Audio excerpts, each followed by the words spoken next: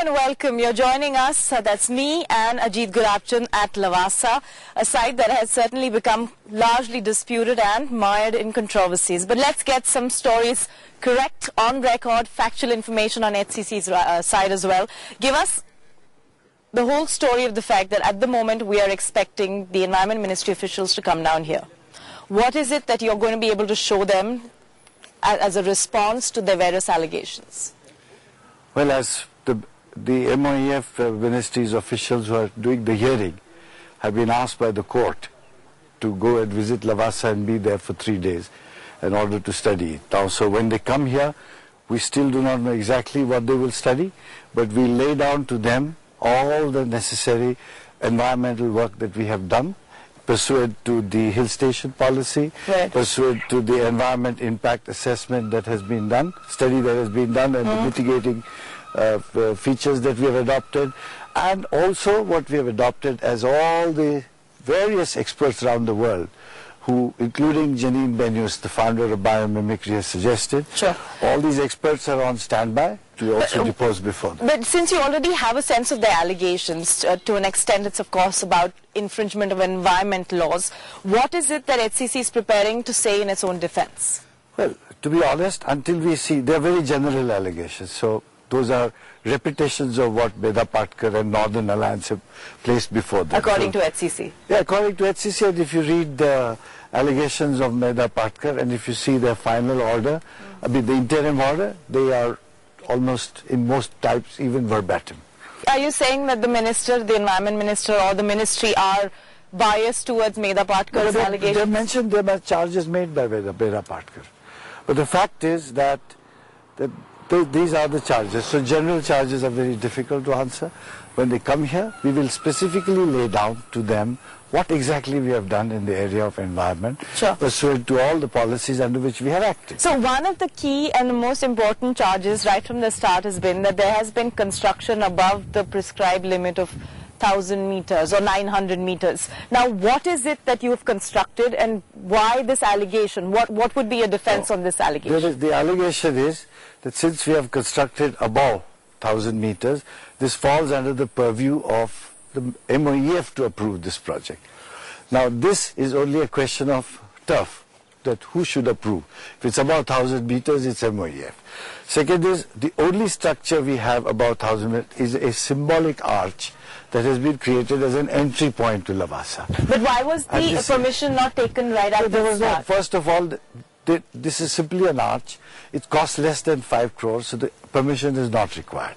So, and even if the permission was required, it's only regarding that arch, not the rest of the project, because that does not fall above 1,000 meters. But technically speaking, the Ministry of Environment can always turn around and say that any construction is construction, right? No, I'm sorry. This is sort of trying to find a sort of some kind of a splitting hair.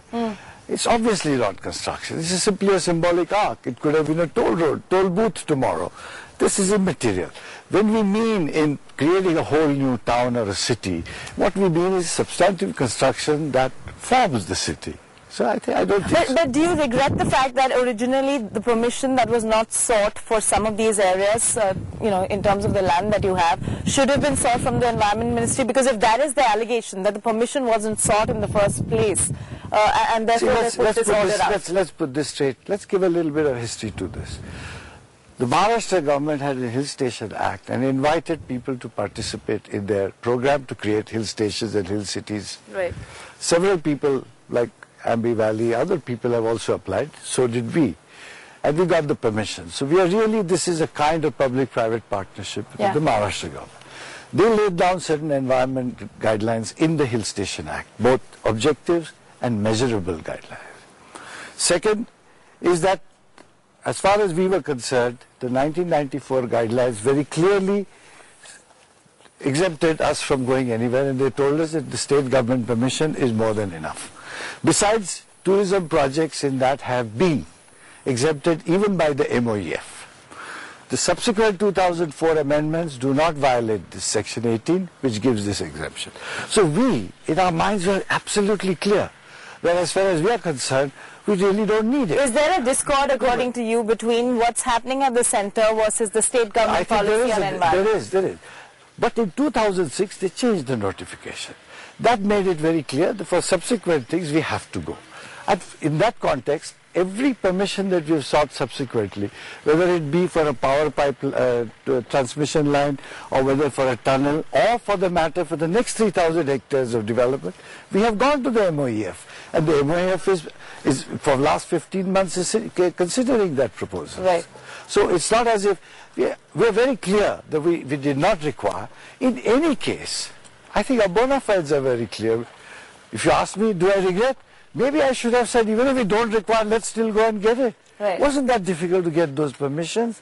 It was really out of a But all this is having an impact, a huge impact rather, not just on your market cap, but also on your plans for the Lavasa IPO. Yeah. Today, what do you want to justify to your investor about what have been the allegations of the Ministry of Environment? See, as far as to justify to my investors is very clear. We are very clear that we did not need the Ministry of Environment permission.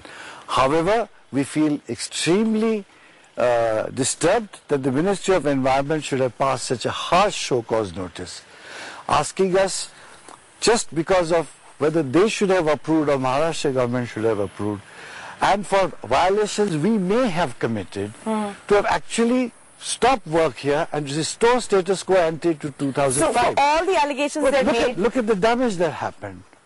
10,000 people lost their jobs. There are 2,000 third-party third-party rights created that are violated. There are schools built for the villagers here that have to be broken down. Yeah. The 800,000 trees we have planted in pursuit of the policy. What kind of money are we talking about? We're talking about losing 2 crores a day here. Plus, they knew that the IPO was on, and they HCC law. And whose money? It's not just my money, which is a small holding in HCC. The rest of it is public money. Right. So as far as we are concerned, I thought that, the minister mentioned that our response was vituperative. The Yes. show cause notice was vituperative. Our response, on the other hand, has been quite mild and civilized. But you have been calling some of these allegations rather frivolous, right? I did not say that at any time. I have only mentioned that they are wrong, and we will be able to prove so. And as I said, even if, let us say, it gets decided, tomorrow the courts decide that it was the MOF who should have given the permission and not state government, have we done something so terribly wrong that cannot be rectified? They have So what is the way forward? Is there a solution to this, and is that solution coming in?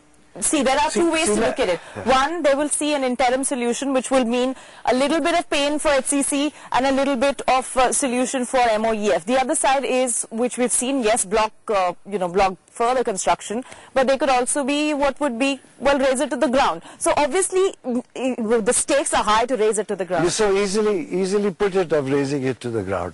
Why did we build this? This was a promise of the state government of Maharashtra that you come and build here. They declared the area. We went and bought land. We created this whole thing. Is the state government supporting you? Of course it is supporting through and through all of this versus the Ministry of Environment? It is under their own requirements that this has been done. Under their own approvals this has been done. So why wouldn't they? Of course they are supporting us. Okay, we're going to take a short break. We'll be back in a moment. We're going to discuss with him the allegations made by Medha Patkar in detail. Stay with us. We're at Lavasa in conversation with Ajit Gulabchand.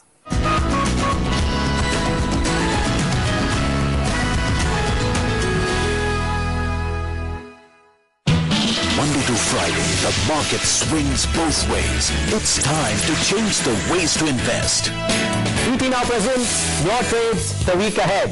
A zesty new show that helps you spice up your portfolio. With all our new recipes for success. Market fundamentals, chopped, skinned and well done. So, put your money where your mouth is. Book your weekend slots with ET Now and taste the spirit of success. You have switched to ET Now. Have you? Open your trading day with technical calls from market wizards who have made money for millions of investors. And as markets close, let Ashwini Gujral and Sudarshan Sukhani show you winning stock picks for the markets tomorrow. Only on ET Now. Markets are like music, where each note has a meaning. Find the rhythm of the markets with me, Ashwini Gujral. Bearish or bullish, markets move all the time. catch the upswings and protect your portfolio during bear markets with expert chart analysis. Create wealth with India's top technical analysts only on ET Now. I am delighted to be here with ET Now. You should watch ET Now if you want to get market predictions of who's going to be the best and when. You have people on every day who can answer those kind of questions. Watch ET Now and learn how to make money.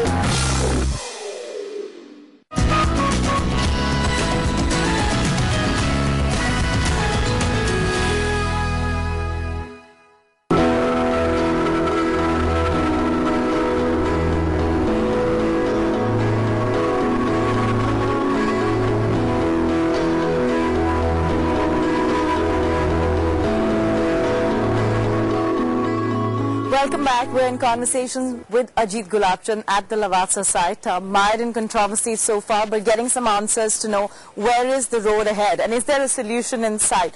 I want to pick up a couple of issues that have really been top of headlines for the past few months now. These happen to be the allegations by Medha Patkar. Start with, she highlights the role of Sharad Pawar in this project and says that, you know, this project not only has him as the mastermind, but at some stage he seemed to have benefited financially from this project up to a tune of 2,000 crores. What is the response of Lavasa on that? I would refuse to respond to Medha Patkar's allegations on the point that they are wild, and it's best she first provides some proof before one can answer them.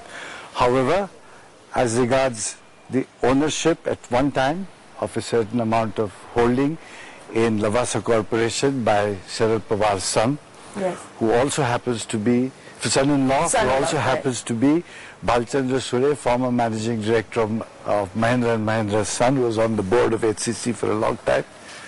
His son, who sold out because the project got too big and he didn't wish to continue that. Sold out in 2006. 2004.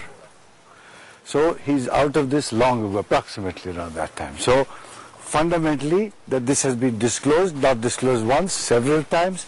We are a publicly listed company, HCC. Lavasa is ready for IPO. All this is completely in the public domain. But why do you say her allegations are wild? As far as I'm concerned, she said 2,000 crores and all these guys. I cannot answer this. I'm sorry. Unless she provides some proof. She did support the Sunday Times of London and gave them a lot of information on us, based on which they published an article. We took them to court in London.